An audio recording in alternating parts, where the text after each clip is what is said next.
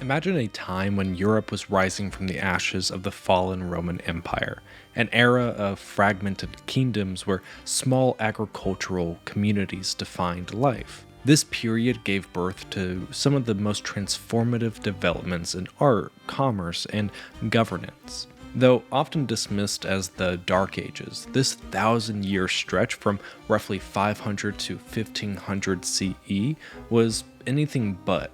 It was a time when the seeds of modern Europe were being sown, a time of migrations, inventions, and the formation of new cultural identities. So, what was life really like in medieval Europe? As the Roman Empire began to crumble, its governance on Europe slipped, allowing waves of migrations to reshape the continent. People from Scandinavia, Northern Europe, and the East moved into Roman lands, establishing new societies. Among these were the Franks, who seized control of Gaul, what we now call modern-day France. Under the leadership of King Charlemagne, they would later experience a brief but powerful renaissance of art, culture, and learning. Yet, it wasn't just the Franks who left their mark. The Vikings, known for their fierce raids, left northern Europe trembling. By the 10th and 11th centuries, these seafaring warriors weren't just raiders. They were explorers, traders, and settlers, forever altering the lands they touched. With the collapse of Roman authority, something remarkable was happening in its place. Monasteries, religious communities of monks living by a common set of rules and practices, became important guardians of knowledge. Supported by the church and wealthy patrons, monks meticulously copied ancient texts from Greece and Rome. In an era of upheaval, these monasteries kept the intellectual flame alive. But this wasn't just about survival. It was about evolution. These monastic centers gave birth to the universities we recognize today, which began as places for monks and priests to study theology, but soon opened their doors to those eager to study law, medicine, and philosophy. And with that, Europe began to lay the groundwork for intellectual and scientific growth that would echo through the ages. As knowledge was preserved and spread, another transformation was taking place, this one economic. Feudalism was taking root. Noble lords ruled large swaths of land while peasants worked the fields. At first glance, this system seemed rigid, but the Middle Ages were a period of unexpected change. During a global warm period, scientists believe Europe saw higher agricultural yields, boosting the population and creating surplus food. This agricultural boom was crucial to the era's success. It laid the foundation for a blossoming economy. Amid less central authority, independent towns became centers of trade and innovation. Money started to replace bartering as the primary currency, and new technologies were invented to meet the demands of this growing world. Communities of respected artisans called guilds formed.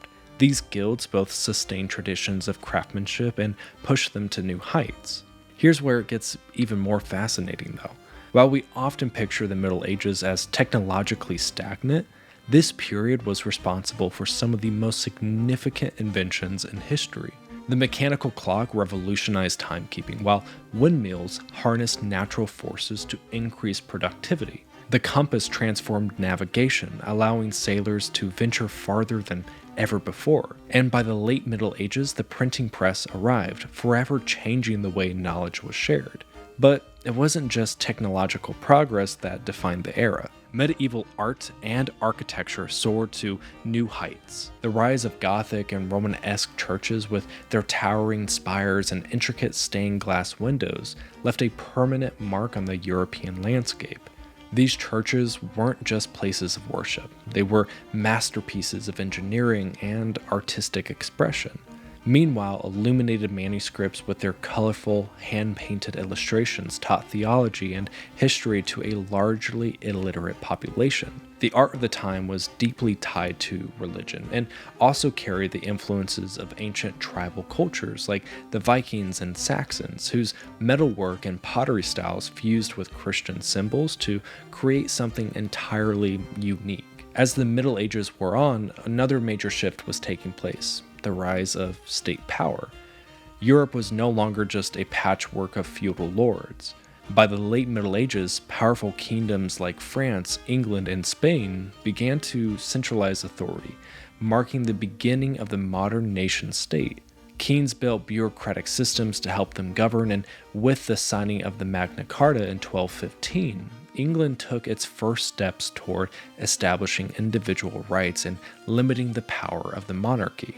This shift in governance set the stage for the Europe we know today, a continent ruled not by fragmented lords but by centralized governments, capable of enacting laws, managing trade, and securing borders. The Middle Ages may have started in the shadow of Rome's fall, but by the time it ended, Europe was a collection of strong, distinct nations on the verge of the Renaissance. Far from being a dark, stagnant period, the Middle Ages were a time of radical transformation. Out of the chaos of Rome's fall came new kingdoms, technological innovation, and cultural breakthroughs. If you learned something new in this video, consider giving us a thumbs up, and if you want to continue down your path for knowledge, subscribe to our channel.